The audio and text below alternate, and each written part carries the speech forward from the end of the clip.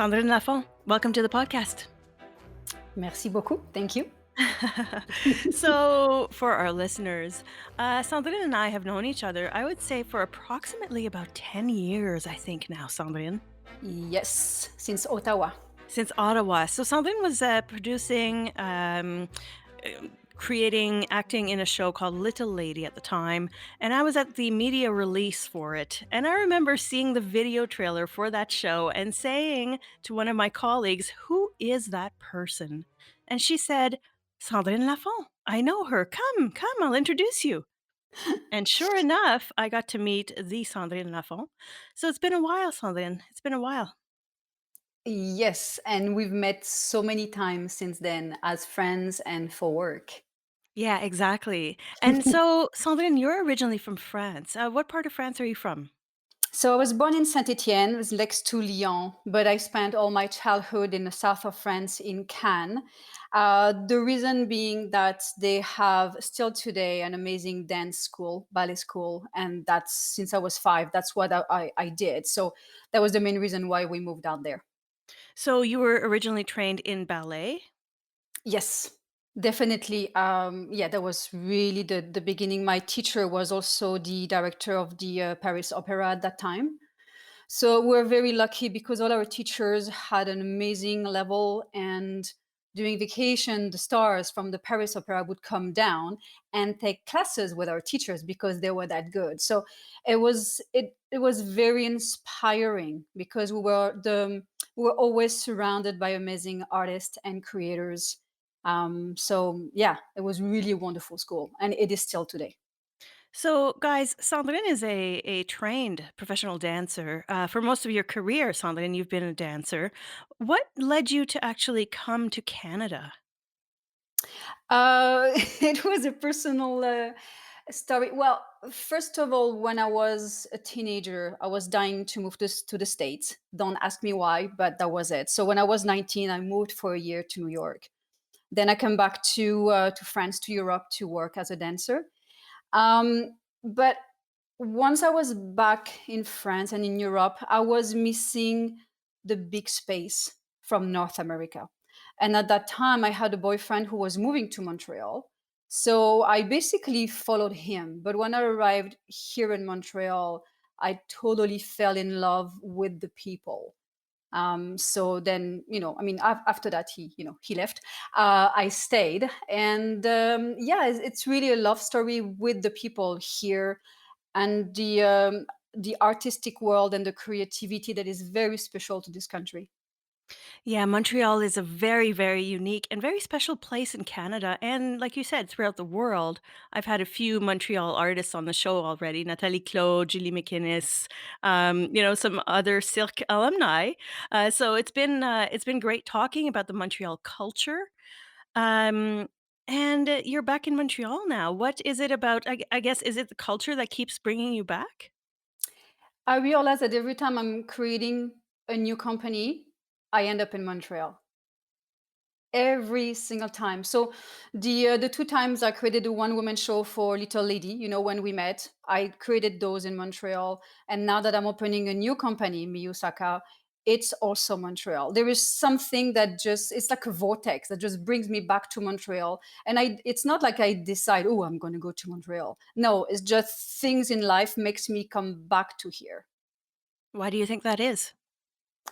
It's the creativity. I think it's almost like it liberates my creativity. It just makes it possible too. But also, let's be realistic. I've moved here, God, like 30 years ago, I imagine, something like this. So I do have a lot of people that I know and who are always there. I don't ask them, but they're always there to help me. And whatever they think about when I'm creating something, they write me right away. So that support also in Montreal is absolutely fantastic. So it's really a sense of community, really, in Montreal. Artistic community, is that what you would label it Artistic, as? yeah, artistic community definitely, because all the people that I know here, it's through dance at the base. Even if a lot of them, like me, we have moved on from dance, but are still, in the art. So it's from art and then also now entrepreneurial, you know. So um, yes, it's that connection that yes, there is this in Montreal. It's very nurturing. Okay. What's really interesting about podcasts and podcast listeners is that the large majority of them don't really enjoy listening to biographical information. So, but I, as a host, am very curious to learn about one specific thing about your biography, which is at what point did you decide that you wanted to be a dancer? Because it's such a strange career. Really, it is. Not a lot of people can make a living as a dancer. I was just before 5 years old, and there was a ballet on TV, and I pointed at that and I said, "This is what I want to do." But you never had And pressure to become a something else, to get, like, a so-called real job? yes, I did by my mother. So actually, when I was 18, I left home as soon as I had my baccalaureate, and I was 18, so I was legal. I left home because there was nothing that could come in between what I wanted to do and myself and me. So anybody that would not agree with that passion and that desire had to be pushed away. That's interesting. So you're a very headstrong person, Oh, pff. to say the least. To say the least. But it's just when I don't obligatory think like it's just when I feel in my heart that there is something that I need to do, or someone that I need to talk to, or something that I need to create. It doesn't obligatory make sense maybe for other people from outside, but I know it is the right moment for me at that time. And whatever is the end result is not obligatory very important for me. It's just the fact that I know I need to do it because it's bringing me somewhere else in my life, and if I don't do it, then I'm missing a part of the ingredient to who I am becoming. And what's interesting about young people in the arts is that a lot of people want to be artists. A lot of people are not really great at the arts. You know, there's a sort of emotional attachment sometimes to the arts because people see it as a form of expression, of liberation. But it really takes a certain kind of talent, a certain kind of discipline, a certain kind of application to quality. When did you really realize, and let's just be frank about it, but when did you realize that you were a better dancer than perhaps the average person? um it's when just when you it's when you get the job, of course, but when you're actually given specific task in the company, and also when you can see that the creator may not work with you. It depends. Sometimes they work with you much more because they know exactly where they can bring you and they can see the potential. And sometimes it's more, okay, Sandrine, do your thing. And then they start working with the rest of the group because they know exactly what, as I had more knowledge, what I could give to them. So it's already working with me or leaving me alone. But you have that feeling. Um, when I was younger, there was something very important for me. Every time I would not get the job, I would get until the end of the audition, and then I would not get the job. I would always wait until everybody was gone, and then I would go in to the director or choreographer and ask them, why did I not get it? What am I missing for the next time for me to be able to get the job? And I did that all the time because I knew they had a point of view on me of me that I of course I did not, because you're inside of yourself, and they could see what was lacking. Right, So right. And mhm, this is a very practical thing that any job applicant for any career can do, really, is go talk to the hiring people and find out what it is that didn't get you the job, whether you're an artist or not. I think that's mhm. a quality that a lot of people perhaps aren't even aware that they're allowed to do that. It's okay to actually ask for advice. It is. And I also do, when I get the job, I would also go to them and ask, why did I get the job? So I would know what is it in me, what was in me that they liked, to make sure that I'm also continuing on working with those, specificity, because that's what they are looking at me in me. So both ways that you get the job or not. It's interesting because when I lived in Montreal, I didn't know as many dancers, but I knew a lot of circus artists, people who are acrobats and things like that. It is a very much an athletic pursuit. Uh, what is the what is the average, let's say, regimen for a dancer? What is it like, let's say, from Monday to Friday? Are you working on your dancing every day? Are you in physical therapy every day? Are you constantly nursing blisters every day? What is it really like? If I speak for myself, every morning it was physical training, that it was dance or gym or anything else that would just, bring me strength to my body. So it's like an hour and a half to 2 hours training in the morning. Then it's generally a 5 hours. If you're in a company, it's 5 hours rehearsal in the afternoon. And then at night, pretty much, taking a bath and not doing really anything because your body is kind of exhausted. And then every Friday night, I used to have a massage because that was the only thing that would actually save me from my week. And then on the weekend, one day I would do something, and then let's say the Sunday I would just stay in bed and do nothing because it was so physically demanding. I needed to really just take care of my body and give it a lot of love and rest. Did you ever suffer any injuries? Not really, actually. My Wow. body is really a dancer body. It's a very easy body, really aching. So, but I also took great care of it. Did a lot of, would go and see doctors and osteopath and massage very, very often because I knew I was demanding so much to that body that it needed some love coming from other people also. So prevention, prevention, prevention all the time. And I still do that now because, getting older, just making sure my body can still serve me as I need. Okay. And for those of us who are not dancers and will never be dancers, we tend to become familiarized with dancer kind of life through films and television shows. And you see movies like Black Swan and these other films, and all you think about is, oh my God, dancers are just terrible to each other. Is it really like that? Or do you guys tend to form really a community?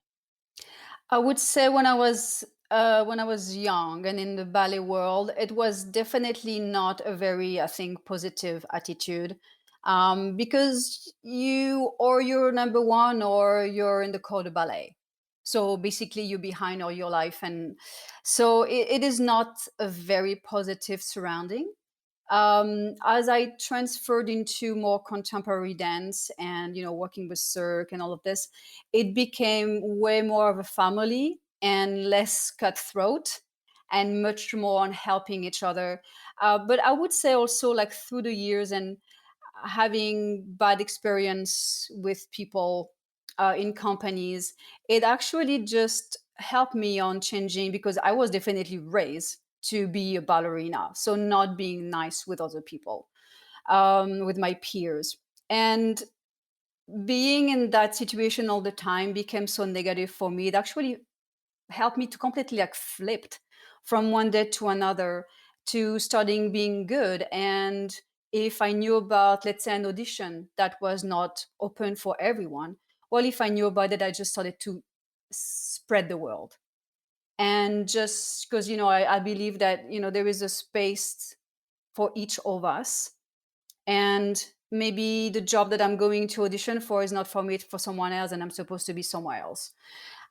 So to just not hold on that much to what I think is mine, but more to, give it away.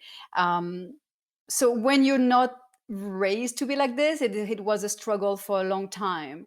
And I definitely also I have a big ego and I have, I'm strong headed, but it has been forever positive to be more given than keeping it for myself.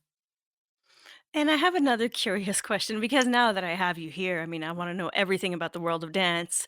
I am very curious because we're going to talk about a couple of individual projects that you've done, but dance is very much a team I want to call it a team sport, let's say. But at what point do you have kind of more leeway to inject your own creativity? Is it the way that you move a certain way? Is it that the choreographer says, "What would you do with this?"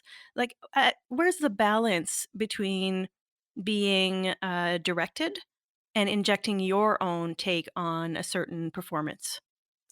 You have to kind of choreographers and director. You have the one that choreograph absolutely every single thing, where you don't really have a lot of space and freedom to actually express yourself through it, but you still can do it because you're an interpret. And then there are some other choreographer that for them it's more about giving you inspiration on what they want to see. So it's almost like they give you food and then you digest, and what you give, it's pretty much what they wanted to see plus added who you are. So when you're younger, or at least when I was younger, I much prefer having someone telling me what to do, but very very fast, like my first job almost started with improvisation, and hours of improvisation every single day. But I realized how lucky I was, because it was very guided improvisation, and I was able through that to develop myself also as a creator. Okay, and then so you come to Canada, you work for I know that you worked for Marie Chouinard, correct? You Yes. danced in her company. And then you went out into, the United States finally. You did a big, big career in the United States, in Las Vegas. You worked for Celine Dion, Cirque du Soleil. You had huge successes.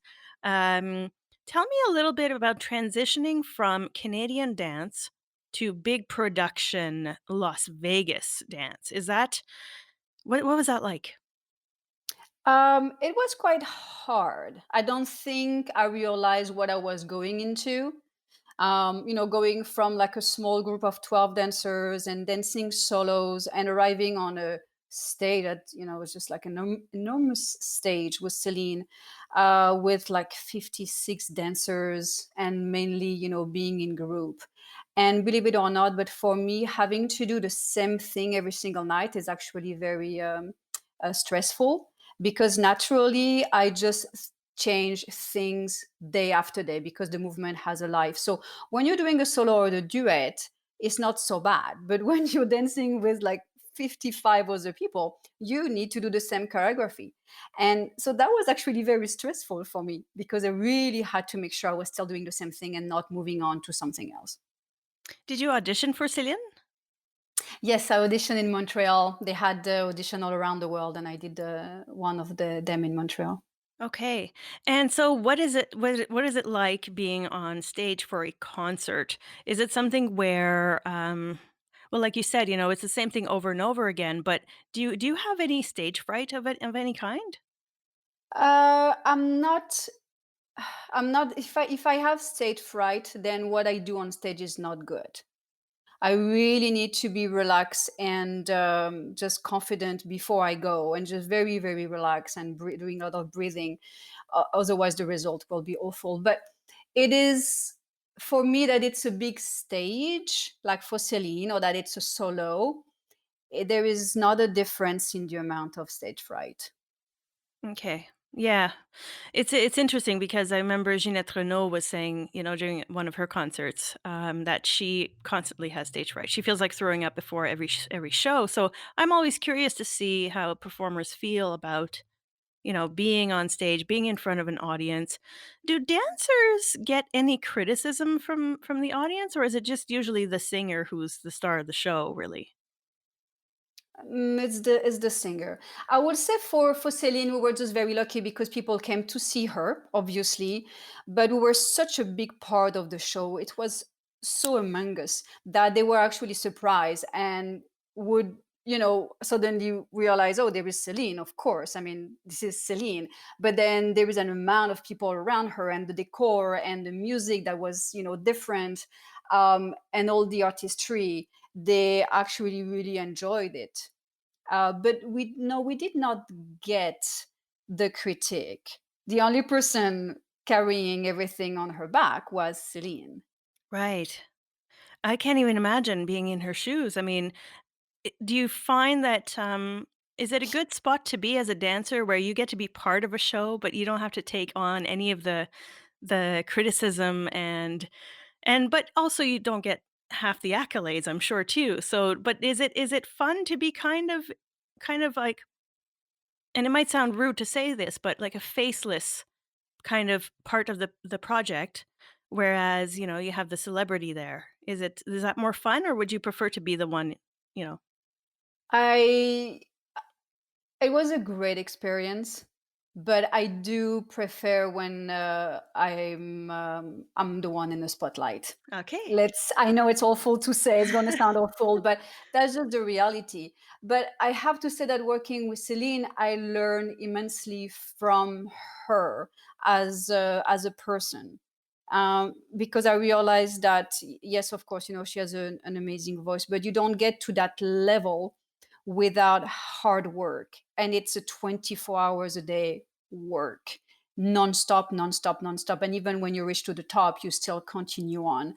So it was a great experience to be with her on stage and seeing her dedication to the work, and being so nice to work with. I mean, she could have been a diva, if she Mhm. can, but she never did in 5 years of shows with her. So definitely learned a lot with working with her. And I guess the other part of being able to be the one in the spotlight is that you have ultimate control. I think that if when you're the dancer or a musician on a big show like that, you don't have as much say in what happens. I think knowing you, as I know you, Sandrine, is that you love making things perfect, and so it must have been frustrating sometimes, I guess, when you don't have control or as much say, perhaps, as you would want. Oh, it was at time very frustrating. Definitely, definitely. So I had to remind myself, what were the reason why I wanted to work in that show. It's like just to make sure that nothing else would come into my mind and you know give me frustration. But yeah, no, no, definitely, it's a challenge. It's always a challenge when you are creating, let's say, your own company or working for a big company, because there are positive and negative for both, but every time you have to remind yourself of those positive sides and why you're doing it, because both are a challenge. Curious question for you. Do you think that talent is something that is innate? Are you born with talent, or is it something that you can learn along the way? And I'm speaking specifically to a physical performer. Hmm. um, I worked with dancers, and I saw some dancers or on stage, and some of them, I mean, there is nothing to do. They can just be standing there on stage, and their presence is, I think that is from birth. I'm not sure if you can really learn it, but they have such a big presence that, I mean, there is nothing to do. I mean, you could dance like crazy next to them, but nobody would look at Mm. you. So I do think that whatever you have at the beginning, you're going to work it hard and make it better and refine it. But on a certain point, there is a maximum of classes you can take. I mean, you need to have something at the beginning. You know, Right. So maybe it's a yeah. combination of both. Wait, wait, wait. Yeah. I guess the second part to that question would be, do you find that, because again, knowing who you are, I know you're a perfectionist. I know you're somebody who's devoted to quality and creativity. Is that Do you think that that's the reason why you got that far in your career, or is that something that you learned along the way, like you said with Céline and Cirque, or is it another one of those questions where it's a bit of both? Uh, I've been dedicated to whatever I do since I was a child. So let's say if the dance class in the morning, I remember on the Saturday morning in Cannes was at 8, well, I would be there 30 minutes before to warm up. And it's not because we had to, it's because I wanted to. So it's just because I love what I do so much that for me it is very important that I give 110%. It's never 100%. For me, 100% is a shame. Like for me, it's not a shame, but it's a shame because I'm missing something and I'm missing the 10%. And I always think that maybe today is my last day on earth. So I mean, am I going to give only 100%? This is Mhm. awful. Like I really want to give the maximum, and knowing at the end of the day that maybe that maximum wasn't good today, but I did my maximum and more for that day. I see this a lot in artists, and I'm speaking directly to artists, but it's I see this in any professional, which is this kind of desire to do something, but the lack of work ethic, the lack of a very high quality approach to something. I think that that is something that you know it's something that you learn in a company like Cirque or working for Celine or whatever, but you can't get into those companies without having that in the first place. You have to almost have an innate desire to do something extraordinary. I agree, and the few times when I work as a director, so I work with artists, and it's naturally like the artists that have that dedication. Oh my God, I will give them 110% of whatever I can, because I can see that they are very talented or not. I know they will go very far because they are working so hard for it, and they will find their own way to do it. But it is also very disarming when I work with artists who don't have that and have no desire to better themselves. And for, I'm sure, very good reasons that I don't know about. But it is very disarming. I intellectually, I understand it, but in my heart, I can't comprehend it. Yeah, it is definitely. And it actually leads me to think to a very sensitive topic, which is drugs and alcohol in the arts industry. Mhm. I have been around it a lot. I know that it's a massive problem, and I find that it tends to affect artists who perhaps don't have that kind of innate dedication to kind of bettering themselves, like you just mentioned. Did you did you see that in your industry as well? Are drugs and alcohol a problem in the dancing kind of performing arts world? Yes. Unfortunately, I seen it firsthand, and it can be quite frightening when you're dancing with someone that you know is actually impaired. Yeah. Yeah, and you know it before going on stage. So you then know that you have to be very careful with your body, specifically if especially if you're partnering with them. And I would say in small companies like big companies. Okay, so it happens across the board. Yeah, but let's be realistic. It's not like the majority. Far from it. Like it's a very tiny percentage, but yeah, it exists. How is it, I know a lot of people in theater and in film, and alcohol especially is a huge problem, but there are hard drugs in there too. What is it that, why did you end up staying away from it? Again, is it because you're this kind of headstrong, personality that just likes to do things the right way? Is that what it is? Or you just never needed to Well, find solace in that? um, well, a little story. When I was 18, I saw an osteopath in France. And he told me, it's like, if one day you want to do any drugs or alcohol or whatever you want to do, please just take like a quarter of it because you're so sensitive that, it's going to blow your mind. And I was just turning 18, like, I wasn't really sure exactly what he was talking about. But that did actually stick, into my mind. Um, there is the fact that I enjoy every single moment of life, and I like to be present as much as I can in every single second. So if I am impaired, then I feel like I'm losing that moment of my life. I just wasted it. Um, so it's not wanting to be, in control, but it's just to want to appreciate every single second. It's interesting because for me, it's about being in control, actually. It's that if I did a photo shoot when I was a photographer, if I did a photo shoot, um, I would never drink, a glass of wine before shooting. I would Mhm, never do anything. It was too important to have a clear vision. So yeah, I think it's interesting that what you're saying is either to be in control or to appreciate the moment in real time. Really, that's what it comes down to. mhm, Let's move on to something a little bit more whimsical.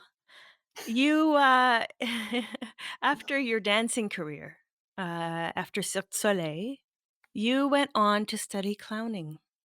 mhm. That Yep. is, also an unusual approach to life, clowning. Clowning is, man, I think we could talk about it for a whole hour, but it is something that is there's a lot of misconceptions about clowns. What is clowning to you? Well, first of all, I never liked clowns. They never made me laugh, even when I was a kid. And I was never, ever, ever interested in the clown world or becoming a clown. It just, um, well, I through my career, I took different classes, like singing and acting, just to broaden my horizon and be a better artist. And every time I took an acting class, I was, I was basically born a dancer. So everything that I do is as a dancer. And I would be always corrected. No, you're doing it as a dancer and you need to do it as that character. And it just didn't work out with me because I'm like, this is who I am. And I just want to explore further who I am without taking away parts of me. And clown gave me that because clown gave me the possibility to enjoy every single part of who I am and even pushing it further. The good part of me and then the bad part of me. And just discovering who I am really as a whole, being proud of or not of those side, but enjoying them completely. So that's what clowning was about for me. And just so that people know, you studied under John Turner at the Yes. Manitoulin Clown Farm out on Manitoulin Island here in Ontario, Canada. What was different about John's approach? Like, why didn't you just study clowning in Montreal, for example? I did. I did study clowning in Montreal, but there was something I couldn't say something missing because they were absolutely amazing classes, but I don't know. There was still for me something missing. And then when I went to work with John, um, the technique that he's using is more discovering. It's the way I can say it is that, let's say, the French way that is being studied in Montreal is more who you are from the outside. The technique that John Turner is using is really going from inside to outside. So it's really putting your heart out there. And it's just the way I feel it. But for me, it was very close to the first time when I went to Japan more than 20 years ago to study Buto dance. And they call it the little dance of the inside. It's a bad translation, but that's what it means.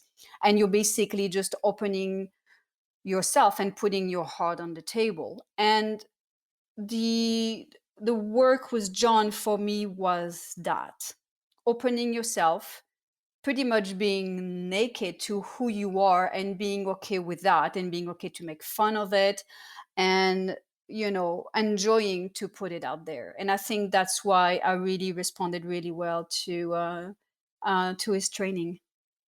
And you created something extraordinary called Little Lady after that training, which is, for me, still by far one of my favorite Fringe productions, and has a very special place in my heart. I was fortunate enough to do some photography for Little Lady, so I have a very close relationship with this character. um, Little Lady is gone now. Is this? Did you wake up one morning and say, "Okay, I'm done with this character"? So I did two one-woman show with her, and the third one was written, and I even got a grant to develop a costume. I was an inflatable costume. The reality of it is that I wasn't able to financially make it. I Mm. wasn't able to live out of Little Lady. And, and I was extremely, extremely lucky because I did, when I asked for grants here in Canada, I did get my grant. So I was able to pay my people and, I was able to function. But once this was finished, once the production, the creation, production, and show were finished, I had no money coming in. So that's just the reality of that life. And I did Little Lady when at the beginning of my 40s. And I was not 20 anymore, where maybe at 20s I would have been like, it's okay, I will just eat pasta and, potatoes and rice and I will make it. When I arrived at 40 and after having amazing companies and amazing tours around the world, I wasn't ready to go back on living on the couch, even if I did it during the tour of Little Lady for a very long time, because financially it was definitely not easy, but a little bit more realistic of where is it that I want to be and where is my art. What is the best place for my art? And people started to ask me like, what are you going to do with Little Lady? And I was just like, I don't know, maybe Little Lady is a stepping stone for something else.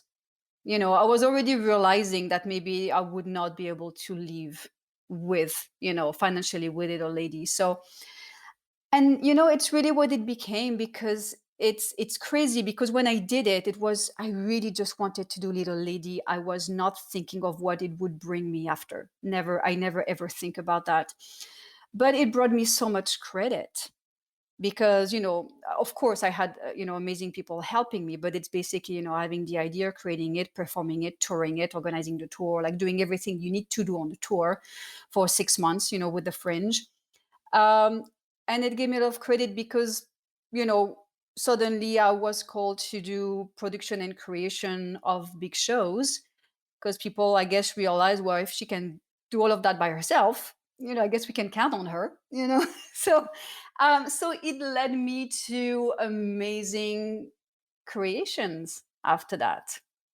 Yeah, it's interesting because I am extremely proud of how you've grown from that production, and yet a part of me really misses her. It's this Mhm. is the sad part about independent production in Canada, but also in the world, which is that all these whimsical, beautiful ideas that come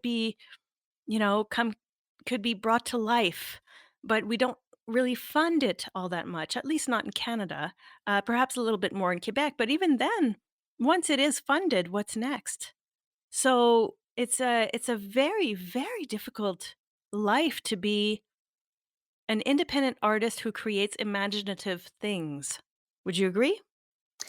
It is, and we're really, really, really lucky in Quebec because we do get the money for creation. But yes, once it's finished creating, then you're in a void, Mhm. completely void. It's emptiness, um, and yeah, there is nowhere to go after that. And it's fantastic to create, but on a certain point, it's like if you rehearse your dance, forever in a studio, but if you're not going to bring it on stage, then it will never grow, and it will never become what it is supposed to become. So, um, and at a certain point, I just became realistic with that situation. But is it sad? Yeah, definitely. And I still, like, especially during, this time, with COVID and staying at home, like, I think about her and I have ideas for her. The only thing right now that actually keeps me from, like, doing more like videos or photos, it's because it takes me 45 minutes to put the makeup on. And I'm like, just thinking of that, I'm like, beautiful makeup, by the way, but I'm just like, oh, I'm not sure I can do that. Yeah, it's almost as though you need like a more simplified version of Little Lady, or Yeah, it really also teaches people, you can have some beautiful ideas that are adapted to stage or to film, but they're not adapted to the everyday social sharing that you would need to keep a character alive. yeah. And that's the thing is that, artists are very much, and tell me how you feel about this, because I find that artists are very much pressured right now to play on social media. to become almost their own marketers, to become their own producers, to become their own promoters. It's a lot to put on the shoulders of artists. Um, it's a lot. And at the beginning of the first wave, when I saw a lot of artists giving their art for free, it killed me. It killed me because art is not free. Art is a job. It's a full-time job. Like if I can speak only for myself, I started studying when I was 5 years old and I've never ever stopped. Like if you're whatever artist you are, you're not just creating, you also always studying and developing yourself. Like it's a non-stop. It's like you were going to university your entire life. Granted, you love it, but you are still going to university all your life. So this is not free. As a dancer, as an artist, I have never ever worked for free. And when I had propositions, when it was for free, I did refuse, even if I did not have work. And I stand by this to this day. um, Asking artists to, well, okay, but then suddenly, you can be on social media and you can sell yourself and all this. This is not what an artist is. You have producers, you have creators, you have directors. Everybody have their place and their reason to be. Some people, maybe a 1% can, do it all, and it's great, fantastic. But it depends also what kind of art you're doing, and some of the art don't really look good on social media or not very interesting. Live art, if it's not seen live, the way you photograph it or the way you film it has to be very, very specific. Otherwise, it won't look good and it will look even very bad. So this is a lot to ask to the artist, I find. I think it's really unfair. And let's not forget, like, if you, we, it's just, I think we do forget when you watch movie, when you listen to music, when you read a book, when you read a magazine, all of this is art. Those are artists that are working. So if you don't want to pay for art, then you're going to have to stop listening to music, listening to radio, watching movie, stop reading. You're gonna have to stop all of that. So giving your art for free, I disagree. And I mean, I understand that people, that's what they want to do, and it's fine. But I still can't get behind that.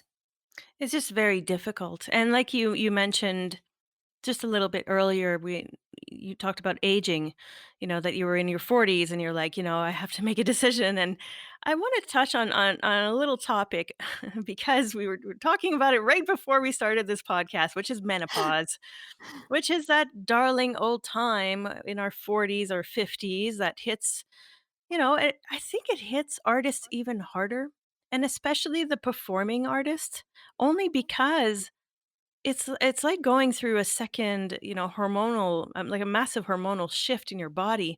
Do you I'm First of all, I'm curious, do you know any dancers who are still dancing in their late 40s and 50s and experiencing menopause? Is that a thing? Yes. You Oh, have really? people who still dance, much older, and it is actually much more open now, because it's not just about ballet and more contemporary dance and improvisation. So yes, there are dancers that are much older that are still on stage. Okay, yeah, I was just curious because I can't imagine. I mean, there's things that I've cut out of my life completely because of the changes in my body that I find myself getting too tired, or, you get a certain pains or whatever, headaches, migraines. Like I'm throwing up with migraines now, which is new in my life. How has that affected you as an artist, the whole aging process?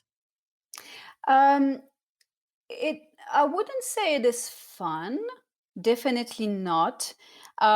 Because I'm not on stage anymore, maybe it's a bit easier for me. But I always say, uh, I'm vain. So I continue on training. And it's mainly because I know as we get older, our muscle mass starts to disappear. And I know how awful it can be, the repercussion can be on your body. Also, having trained that hard all my life, if I stop, then it's like my body start to disintegrate because it's almost like a drug, like the body needs to move. So of course I'm not going to push my body as much as I used to because it would be definitely negative. So it's also learning what are your new borders, how far can you go now, because it's definitely not like before. The fact that, yeah, we get tired more often, and right now I'm still training, but it's, I just, winter is coming and I just feel like I just want to hibernate. So I am kind of pushing my body to stay in shape. Also, if you continue, it's much easier because the day you stop, it becomes so much harder to go back. Um, Endorphins and all of this that it gives you, and I think it is very important. The thing with menopause that I find still striking today in 2020, is that as we're still living in a patriarchal society, believe it or not, a lot of science is developed on men, but not on women. So menopause is still a taboo in 2020, in the fact that so many women don't know what's happening and they have no idea what to do. And it's not because you're going to see your doctor, even your gynecologist, that they're going to actually know what's happening with you, believe it or not, but it is true. So I've had a fake premenopause since I'm 35 years old. And I know it's mainly because I pushed my body so far that, of course, the hormones are going to take a toll. So, I very early on, I discovered, supplement plants and stuff like this because I didn't want to, I don't take any harsh medicine, and it helped me. So I try to, when my friend asked, it's just, I know some people want to take harsh drugs, and it's, I mean, drugs, and it's fine if it works for them, but we have so many ways of being better. And as I always say, you don't have to suffer. You don't have to suffer through your menopause. I truly believe it. This is absolutely ridiculous. If you let yourself suffer, why? Why? I think it can be a beautiful thing. Like, I remember a lady telling me, "Oh my God, finally, it's the first time in my life that I'm always warm. Finally, I'm not cold." And I was like, "Thank you. That's a great way to see it."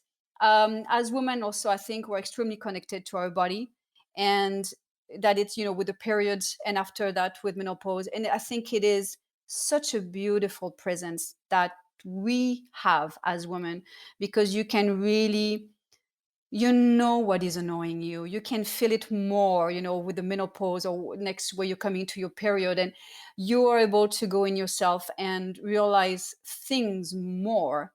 And then after that, take care of it, Right. and don't let it linger. So I do think that all those changes in your life are, if you want, they are a great gift. Hmm. It's a very beautiful way of looking at it. I think it was the visual artist Degas who adapted his art based on what his body could do. I think, Oh. if I'm not mistaken, he went from painting to sculpture when he was losing his sight. I could be wrong, but I do recall a little tidbit on that. I'm curious now because you do Shodo. Mhm. And, we're talking about aging, we're talking about the changing body. Now you practice something that is a visual art, which is, I think, your first time that you delve into this art form. You do it with your company that you've created with some colleagues called Miyusaka. Tell me a little bit, first of all, about the Shodo. So I lived for 2 years in Kobe, in Japan. And so Shodo is the Japanese calligraphy that comes from the Chinese calligraphy. And I discovered an art that I can practice until I die. Compared to dance, that, you definitely have an end to, your career. But I mean, that's absolutely amazing, because when I was dancing, what is very hard for dancers when we stop, and it's very hard to find something that is going to bring us that much, because you're present physically, mentally, spiritually. I mean, it's an amazing work. And with Shodo, to be able to create something that is meaningful and that the result is pleasing, I have to have exactly the same physical, mental, and spiritual state. So it makes me so happy. And, it's just practicing, not right now because we just opened the company, but otherwise when I was in Japan, is to actually practice every morning. It's like doing my ballet bar, when I was a kid. And it's just practice, practice, practice, practice is in the same way, and not being attached to, a lot of paper that you put in the recycle because this was bad work. But I love it. It's a brush, it's the ink. It takes almost 30 minutes to prepare your ink on the ink stone with the ink baton stick and the water. It's like a meditation. You're not doing like a full-on meditation as you would do, in a meditation class or yoga, but it is meditation because you are really concentrating. Um, and you generally, do kanji, so signs that are known in the Chinese or in the Japanese alphabet, or you can also go more into abstract. And it's so simple. It's just a brush, ink, paper. That's it. And you. It's a very beautiful. You're the one who's really introduced me to it. Actually, I had known about it. I'd maybe seen a clip on a television, so in a like a kung fu movie or something. um, but it's the first time that I actually met somebody who creates that kind of art. Do you know if there are any other dancers who have transitioned to Shodo? Because I find that you have a very interesting perspective. Your art feels like it's dancing, like it's a permanence of a dance. I do not know of any other dancers that became Shodo artists. Um, where dance becomes very practical and adds a lot, it's because you can do different formats, and you can definitely like do like the big one, like 1 meter on 2 meter on the floor with a very like huge I was gonna say broom because you kind of feel like a witch, but the brush is so big, and you basically like you that's a moment where I can really dance with it. And yeah, it's an amazing feeling, and definitely gives a different feel to the calligraphy. Okay. And so you started a company. Again, this is you going, "Hey, I'm gonna try this now because this is what my heart is telling me to do." Uh, Tell me about the kimonos, which oh god, they're so beautiful. They are so beautiful. They are works of art. They are vintage in the sense that they are ancient. Really, some of them are ancient, aren't they? Some of them are from before the Second World War, actually. It's as I was studying Shodo, I started also to study the art of dressing, with the kimono. It is definitely an art. It's like a choreography. It's like a dance. It's absolutely fantastic, and there are many different ways of doing it. Um, and I really fell in love with the kimono.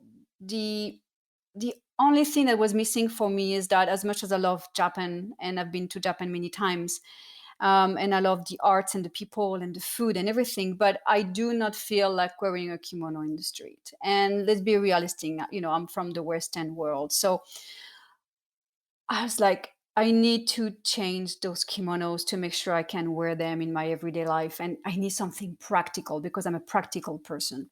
Um, so we did that. We changed them. So those kimono that I handpicked in Osaka, who are made of silk. Some of them are painted by hands. I mean, it's absolutely they are beautiful, beautiful creations. So I bought those in second hands. I brought with me, I think, around 50 kimonos, and we decided to transform them. So with Caroline Sicard, who is one of the creator of Miyusaka with Mike Devaney.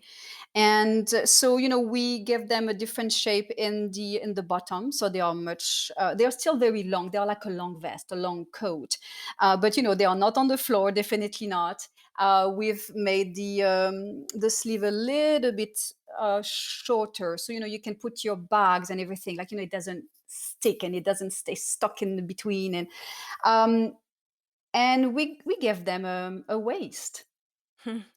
We gave them a waist because it was that desire to, let's say, you're in, I don't know, just your normal wear of every day, and you just put this long vest, and suddenly you look like $1,000,000 and Well, you feel good about yourself. that's why when you said that you're practical, I was like, you're practical, but you're also elegant. You always retain a sense of elegance in everything that you do, Sandrine. You know, you're practical, but you'll have a little something on you that usually looks very elegant and very classy. So to me, this is really a reflection of that. Yes. Yeah. I just think that whatever your day has been, if you wear something that it makes you feel good, then, uh, as an example, when you, as a woman, when you have your period, well, this is the end of the world. You feel like a big balloon and you feel ugly, and, this is awful. Well, in those days, I take my most beautiful dress and I wear it. And then suddenly, you know what? This weight has lifted and I feel much better. So I've learned through that whatever happens in your day, if you can, if it's whatever it is, if it's wearing something that makes you feel good, or, calling someone that you love and letting them know that you love them, but whatever you need to do to feel good that day, well, if it's a piece of clothes, then hey, it's fantastic. It's funny because I don't want this to turn into an infomercial, but I do have a No. quick question about whether or not can men wear these things? Because, I know, of Caroline. I don't know her personally, but I know that she is probably a lot like you, kind of practical but elegant, you know? Mhm. So I'm curious if can men wear these? What I brought back is only for women this time. Okay. But that's the next step. If I have enough demand from men's, definitely. The one for men are much more like, brown and gray and black. It's kind of a Japanese, much more, subtle side for men. And I only have one black with me that actually could be working for men, but it's one that you wear inside. It's a real summer kimono, but we change it for inside. Um, yes, men can wear that. Okay. Definitely. Yeah. Okay. And so I guess last question then, which would be, as artists, both you and Caroline, let's say, as artists who are now running a company, do you hope or do you think that this is going to be as fulfilling to you as former performers and dancers? Is this something that will feed the soul? Do you think? Well, if I have to every morning be in my studio and create Shodo because people love it and buy it, I think I'm going to be really, really fine and happy.